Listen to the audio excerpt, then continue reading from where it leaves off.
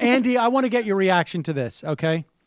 Because, I mean, I've read people who have speculated at like what's going on with the Trump kids, and Yes. How abusive is Donald Trump. Here is Eric Trump on KHOW program with Ross Kaminsky, and he's good. They're talking about David Duke, but it's interesting to see how upset the Trump son is that the David Duke is in any way trying to ride the coattails of his dad. Really shocking. Here it is. Questions in the short time I've got left with you. I saw the lead piece at Politico yesterday. It just jumped out at me as one of the most obvious hit pieces of all time, and yet it raises an issue that your dad's campaign still needs to deal with. And what they showed this picture of David Duke, a guy who desperately needs a bullet in the head, as far as I can tell. They showed him walking down the street smiling, and basically they're trying to tie him into support of your dad's campaign, and they're gonna, set up be poll watchers in places. And what the left has tried to do to your dad's campaign the whole time is said, it's basically an arm of some white nationalist movement or something. Can you respond to that? Ross, is disgusting, and I think, by the way, if I said exactly what you said, I'd get killed for it. But I think I'll say it anyway. The guy does deserve a bullet. I mean, these aren't good people.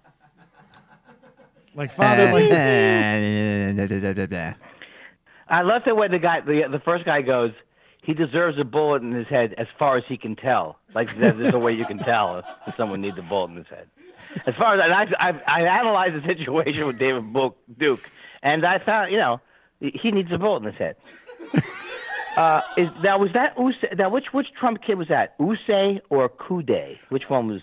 I don't know which. I think that's Kude, isn't it? I mean, Eric, I got a story about Usse. And let me just preface this by saying we have not been able to verify this. Well, I mean, to a certain extent. But there's a guy named Scott Melker on Facebook who, and I would imagine this would be not too difficult to debunk. But and so let me just say it with this story is on Facebook, and I don't know if it's verified, but since this is what seems to be passing for media these days. As many of you know, I attended the University of Pennsylvania with Donald Trump Jr. I feel compelled to share this story before the election. I was hanging out in a freshman dorm with some friends next door to Donald Jr.'s room. I walked out of the room to find Donald Trump at his son's door, there to pick him up for a baseball game. There were quite a few students standing around watching, trying to catch a glimpse of the famed real estate magnate. Don Jr. opened the door wearing a Yankee jersey.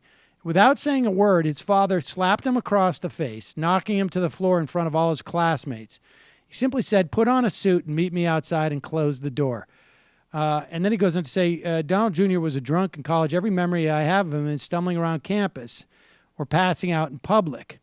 He absolutely despised his father, hated the attention that his last name afforded him. His nickname was Diaper Don because of his tendency to fall asleep drunk in other people's beds and urinate. I always felt terrible for him. Not good. And he goes on to say, and I have to say that story sounds pretty credible to me. Yeah. Because I also think that Donald Trump Sr. I get the sense that he is a product of abuse. One doubt about it, and it's from, I'm not even being entirely facetious. Did we not forget watching Donald Trump try to slap Bobby Knight's hand the other day and the type of physical coordination that he displayed?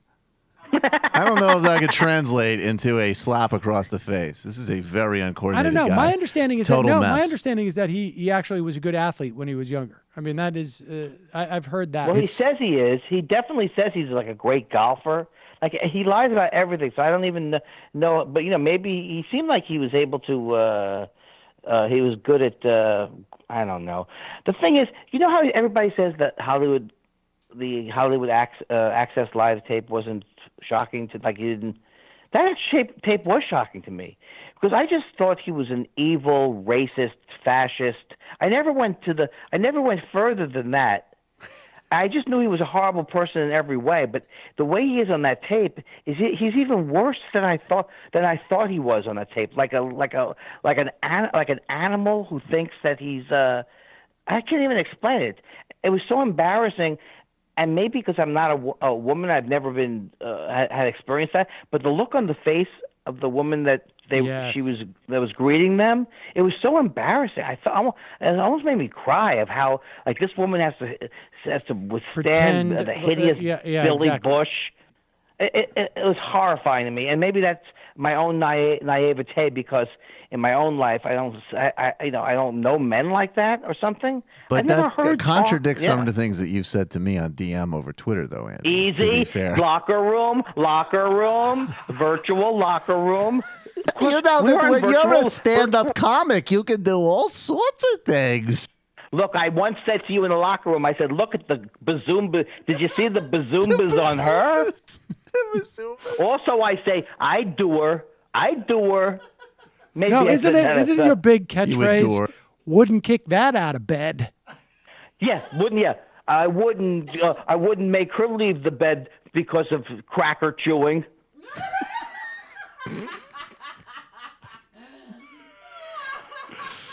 And also, you know what I got to behind a woman's imagine for back- you? That is a high compliment because it is not hard for me to imagine that any type of crumbs in the bed for you is a big problem. Please leave. Oh, I don't like it. I'm like the prince and the pea.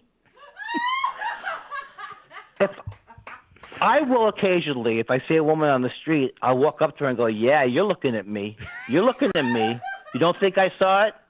Yeah, yeah. You say no, but you mean yes."